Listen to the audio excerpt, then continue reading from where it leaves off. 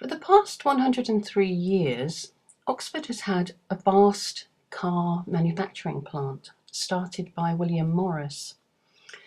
It's the plant which makes the Mini. It made the Mini in the 1960s and it makes the Mini today. This car, the Morris Minor, one of the most favourite iconic cars that came out of the factory in Cowley, still can be seen on the roads today. They're little, like little jelly moulds, if you like. Still very, very popular. Most people who worked in the factories, of course, couldn't afford their own cars. They would come out of the factories streaming out at the end of the day using their bicycles, often walking, but living very close to the factory. The houses were made specially for them. During the 1970s, people were still streaming out of the factory on bicycles and on foot. Something that's quite interesting about the factory is that during the 1930s, a lot of people came from Wales because of the Depression. It is filled with names such as Morgan, Davis, Jones. Here you see head to head the Mini of today that is made in Oxford, and on the left hand side you have the Morris Oxford Bullnose, which was the very first car that came off the production line in Cowley, in what was known as the Old Tin Shed.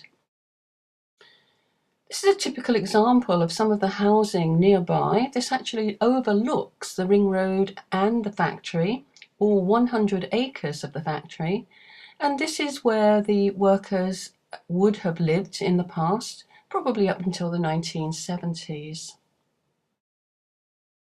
There are some advantages to having a factory such as this in the neighbourhood. You can see magnificent steel constructions, and as the light plays on the steel, there are some truly wonderful textures and patterns that any artist would love. The factory does tend to look somewhat ugly. There's no getting away from that. It's 1960s built, this particular area here, and it overlooks the ring road. There's a nasty underpass, quite frightening actually. This is the latest Mini. When the new Mini first came out, I was living in Canada and we thought it was the cutest car we had ever seen, and we simply couldn't get enough of looking at it. There have been 2.5 million of these Minis made in Cowley since 2001.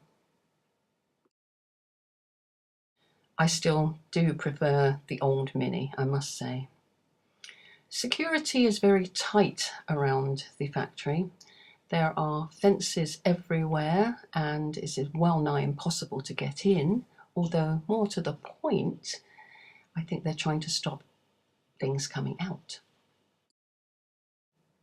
Sometimes the factory can look quite beautiful, quite serene, although you can't actually smell the smells of the factory, nor can you hear all of the raucous sounds that are going on.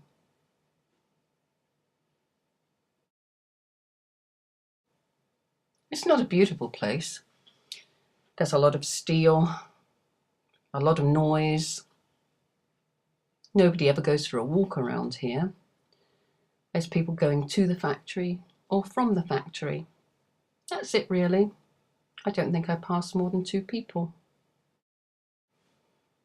I wonder how they got that Mini on top of the roof. I wonder if it's actually got a motor in it. I wonder if it works. It does look down on us as we drive along the ring road.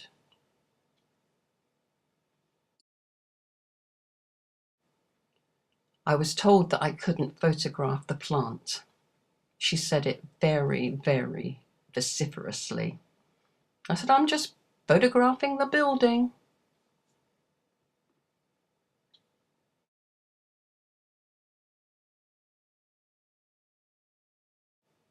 I do like these shapes.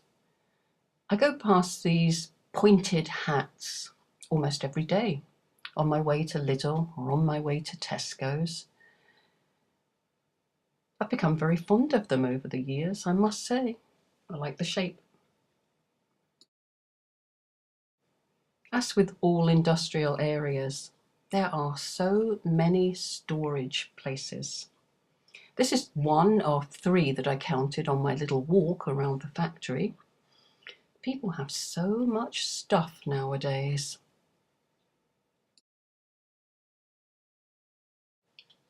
I do like walking under underpasses.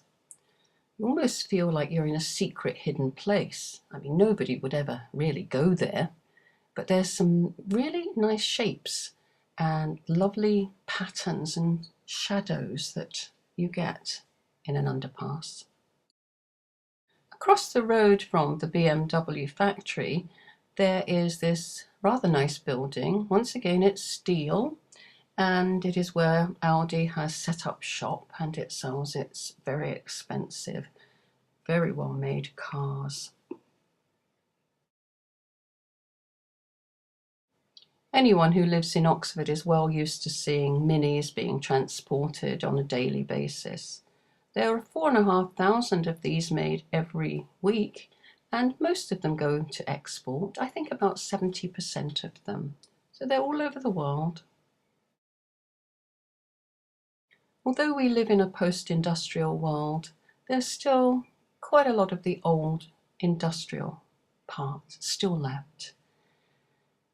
If there's one joy I do get from it, it is seeing patterns like this, part of the ring road.